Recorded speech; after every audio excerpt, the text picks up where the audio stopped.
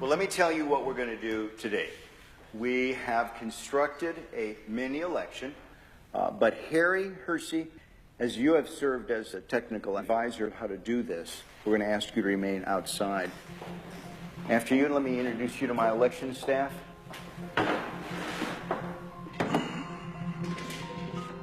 To ensure that we've not prepared some sort of a device that has been pre-rigged, pick the number, and then we'll grab that unit, and that will be the device that we will count the ballots on.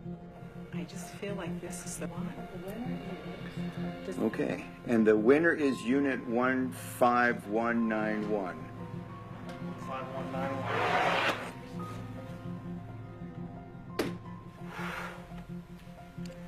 What we have here is a programmed optical scan ballot.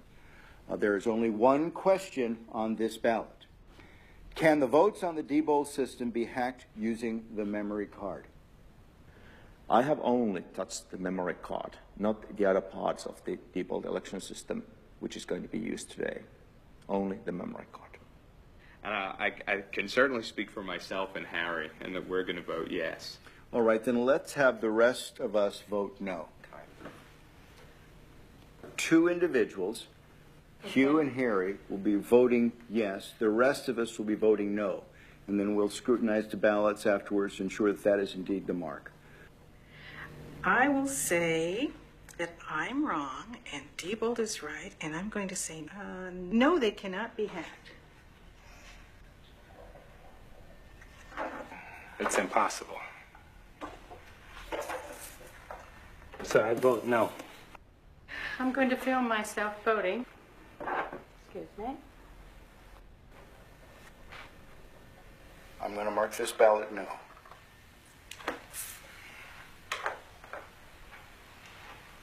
Dr. Thompson? I am going to mark this ballot yes. I've seen some pretty concerning things. Well, it's down to you. You're the last voter, Harry. All right. I think it could be. So I vote for yes. You will be the second yes. All right. Here is the memory card I have touched. Okay. Now, this is the only piece of Diebold equipment that you've used. That's correct. Well, thank you. Let me take your ballot in. This card will go into this slot.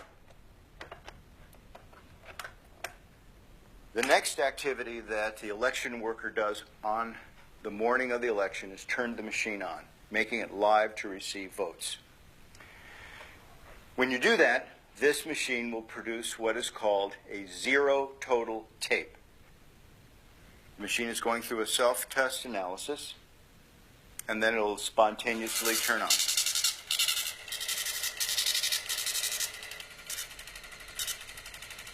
This is Harry's card that is telling us that there are 0 votes stored in the memory. Okay, let me get the ballots. Let's insert a yes ballot. We're going to put in another no.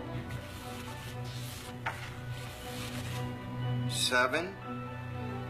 And the last no ballot, 8. Placing the ender card in this device and telling it to turn off its counting function and do its reporting function will now cause the voting machine to print out a tape reading the number of votes that it had just read.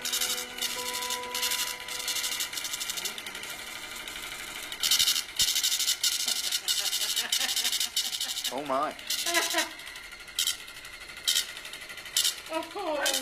Oh, no. What is it? What is it? 7 yes, 1 no. Oh, my God. Oh, my gosh. Let me see. Here's the tape.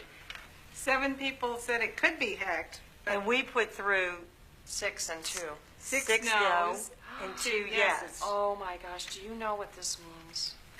How do we know that Harry didn't just change the report and the votes themselves on the memory card are still correct? If that was the case, when they go into GEMS, the results would be different, isn't that right?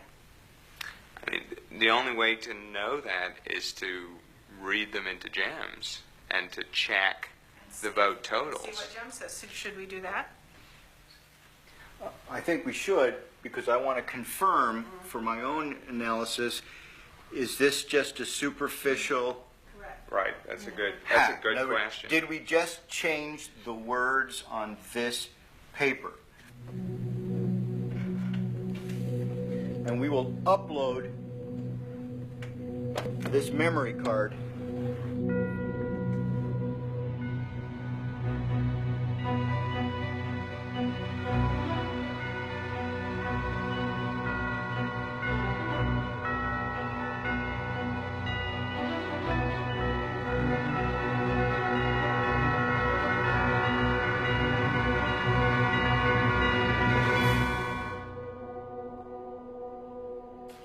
if I had not seen what was behind this, I'd have no reason not to. I would have certified this election as a true and accurate result of a vote.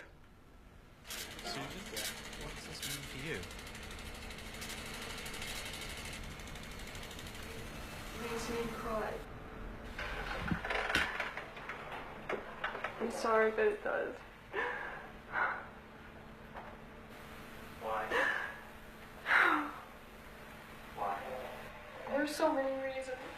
The reasons because there are people out there who are giving their lives to try to make our elections secure, and they're being called conspiracy theorists and technophobes, and these vendors are lying and saying that everything's all right, and it's not all right.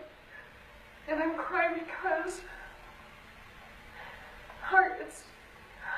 I'll quote somebody that I know who said that it's as though our country's one country pretending to be another country. How can this be happening to our elections?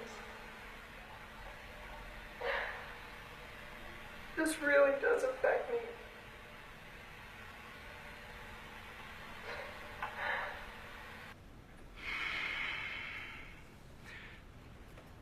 I don't know exactly how to describe what I saw here.